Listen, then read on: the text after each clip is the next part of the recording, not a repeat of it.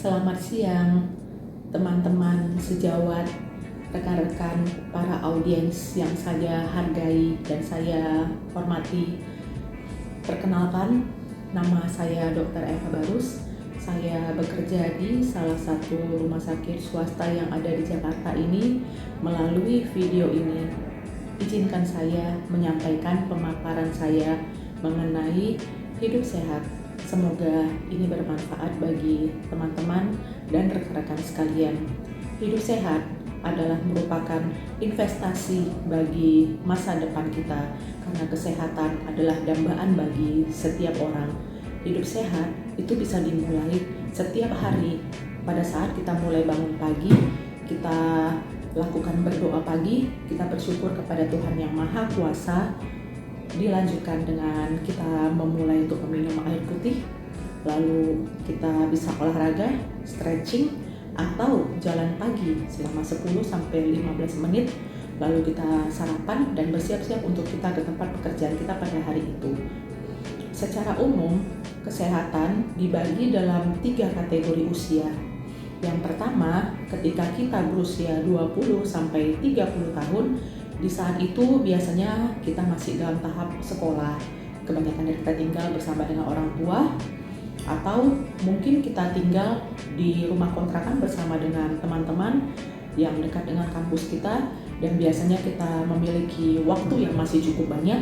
Secara finansial memang kita di usia situ belum begitu mapan. Secara kesehatan kita masih cukup sehat, cukup memiliki energi yang full power untuk kita bisa lakukan aktivitas seperti olahraga dan yang lainnya. Pada saat kita memasuki usia 30-50 tahun, biasanya di situ kita masa-masanya disibukkan dengan pekerjaan kita. Biasanya waktu kita sudah semakin berkurang, juga kesehatan kita ada yang mulai menurun, tapi ada yang masih tetap bugar.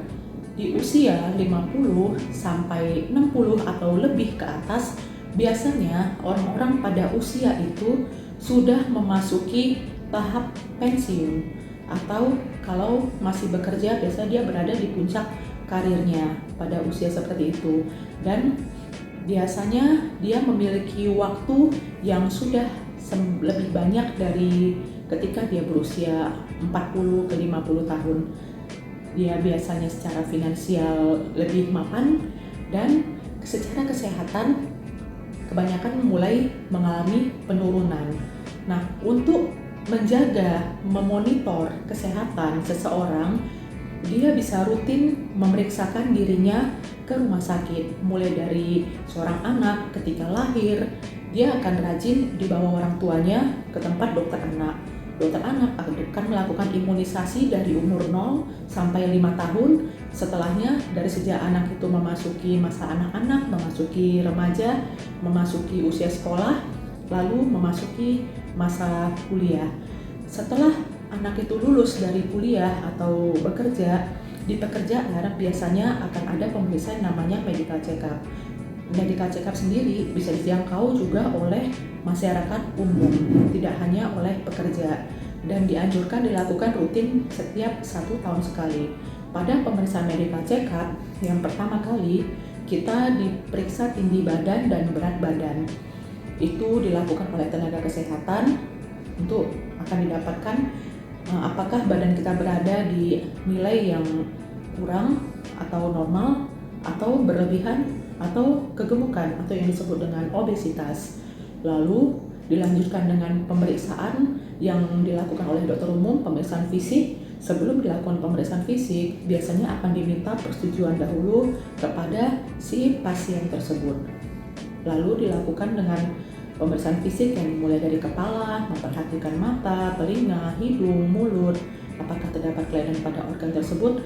Jika tidak, dilanjutkan turun ke bagian leher, apakah terdapat kelainan. Jika tidak, akan dilanjutkan ke bagian toraks atau dada. Di bagian dada, si dokter pemeriksa akan melakukan yang disebut dengan inspeksi, palpasi, perkusi, dan auskultasi. Jika tidak ditemukan kelainan apapun, dia akan melanjutkan kepada pemeriksaan abdomen.